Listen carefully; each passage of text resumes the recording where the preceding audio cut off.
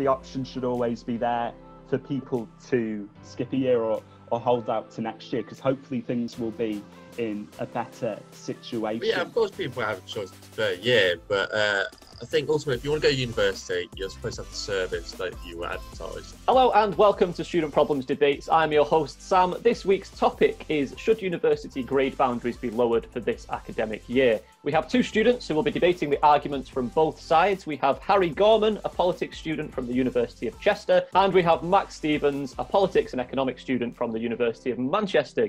Audience, while you're watching, comment below to give us your opinions and tell us who you think won the debate at the end of the video. So, without further ado, let's get into it. Debaters, you will now have 30 seconds to give us your opening arguments, starting with Harry, please. Coronavirus is really rubbish. Its impact on university has been overwhelmingly negative. The transition to online, whilst reducing the spread of the virus and mitigating the effect of self-isolation on missing content, is just not as good. As the Scottish Government cancels higher exams to ensure grades are not adversely affected, I think it's only right that our boundaries are lowered to account for this unprecedented negative change to learning. Thank you very much, Harry. And Max, your opening statement, please. Well, I think we can both agree that for this year, there needs to be some action done for student well-being.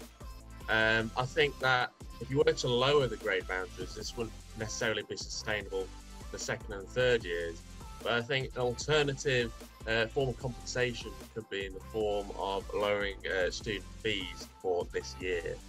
Thank you very much, Max. Okay, so I suppose the first question that we'll get into, I'll let you both discuss amongst yourselves, is I suppose the crux of this whole argument: have students received the same quality of education to previous years? Lecturers are used to presenting in person, but instead they're speaking, in my case, to a blank screen just full of little initials, so it's not the same. But other students have had pre-recorded things where they don't even get the opportunity to ask questions as the content comes along in that sense, which is even worse. I'm working from home, so I have to share sometimes, which is not the same. There's fewer face-to-face. Library sessions have been reduced, so it's undoubtedly reduced the quality of education. I think it's no different to watching YouTube. There's so many resources available on the internet, but the best resource is actually being taught in person, and that hasn't happened this year, unfortunately. There are alternatives that needs to be discussed, not just lowering the grade boundaries. Harry, just touching on them sort of alternatives, what's your idea of lowering grade boundaries? How do you see this working and how can it be done? But also, would you be happy with other sorts of compensation or special support, things like predicted grades, for example? It needs to be standardised for all unis separately. The grades that people got last year, you would expect usually for them to be broadly the same this year, but if there's been a massive effect, which we don't know that there is, but we can assume because the teaching has been different, then that needs to be taken into account. And Max, do you think that'd be a fair way of doing it, what Harry's suggesting there? If some universities did accept low grade boundaries, but some didn't, I don't think that would particularly be fair. It's been announced that GCSE and A-level students will be given more generous grades in exam support. It's not been set out in massive detail, but it's expected to be things like formula sheets and revision resources. So Harry, I'm guessing you think that universities should follow suit. And Max, I suppose, why is it any different in university than it is for high school and A-levels? It is different because the teaching is not face-to-face, so it is worse. So there needs to be some sort of compensation to ensure that these particular years that are being affected by the coronavirus aren't particularly disadvantaged over the years before or the years after. Formula sheets and the like that, I think that's certainly a good idea. I think to push students along rather than moving the goalposts is sort of what I believe. I think that measure's certainly promising. Ideally, we'd have the extra support in place so people are able to reach their full potential at home in different circumstances. But the fundamental fact of not going to lectures is going to harm that.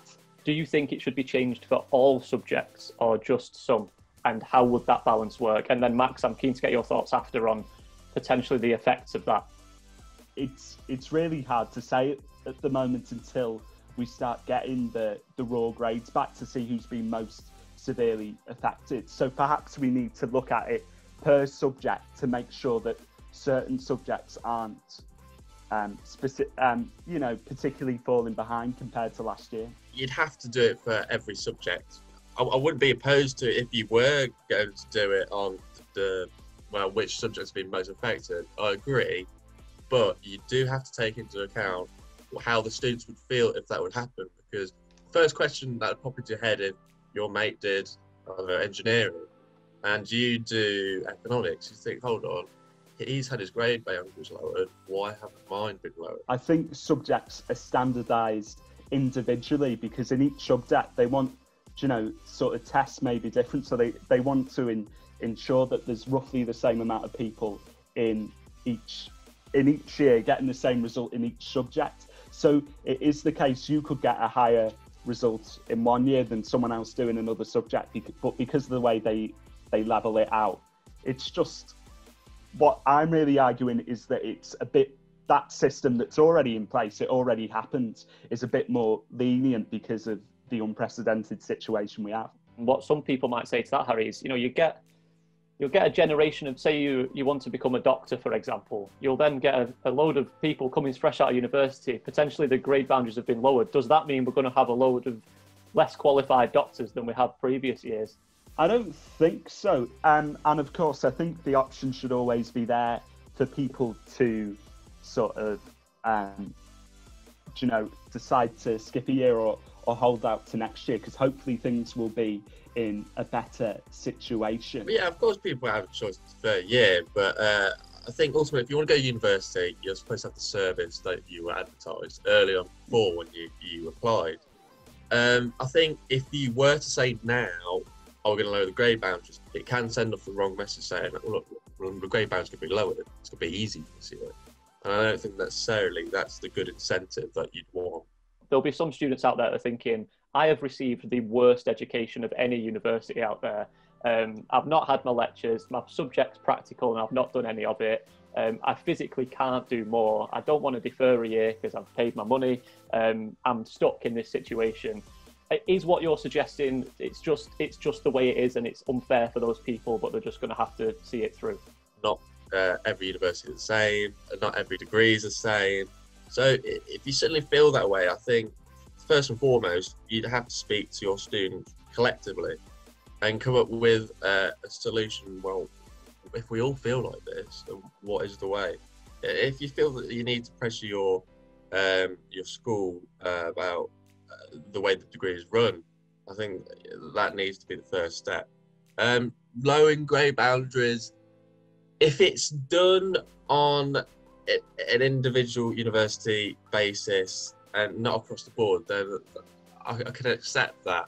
It's just the idea if you were to say it now, but early on in December, saying, right, at the end of the year, we're going to lower all your grade boundaries, I just don't think that's sustainable for the second and third years. The number of people getting the top grades has increased year on year anyway, and that's not to do with the pandemic. It's just the way things have been marked. So it's not as if people are having an easier time. It is harder, and it just needs to take account of that. Of course, we don't want to over inflate anything, but it's just making sure people get the grades that they deserve. Where does the responsibility lie? And if it is with the universities, can and should the government be doing anything to put pressure on them to help students more? The way the government handled the response, shutting down too late, has meant it's carried on for much longer. Of course, universities should have been prepared in advance. So, they did have plenty of time to prepare. And I think it's been exacerbated by people being told that there is going to be shared learning, when in reality, even if there is, it's not very much, in order just to get people at the uni and paying rent. I think it has to lie with the university. It is their responsibility to look at their students. That's their role. So I think if the government were to be involved, they can't be the first line, because simply they don't know students as well as universities should. I mean, these institutions have existed for years, whereas government, I think, they have different priorities at the minute, so they may not treat students in the fashion that we'd expect or want. The government should definitely play a response to ensure that some universities aren't being advantaged over others in terms of grades, and just that the grades are uniform or consistent with the results or trends that these universities have already had, because that is what we'd expect to happen normally. We're going to go back to the original question, the overarching question: should university grade boundaries be lowered for this academic year? Final thoughts from you, Harry. I do believe that the university grade boundaries should be lowered, but that shouldn't be the be-all and end-all. We need to make sure that students have support and that students aren't disadvantaged because their particular institution hasn't handled the pandemic properly. We need to make sure that people are rewarded not only for their hard work, but also for the struggles that they may have faced due to working from home and not having that same experience. And Max? No, I don't think the grade boundaries should be lowered. I think that should be the last resort. I think we need to ensure that every university is providing the maximum support that they can before we even consider lowering the grade boundaries. Lads, thank you so much. That's all we've got time for. Audience, now's your chance to vote. Please comment below and let us know who you think won today's debate. Thank you so much to both of our debaters. Another really interesting discussion today. We'll be back with another one next week. Thank you for watching and getting involved. I've been Sam, and I'll see you next time.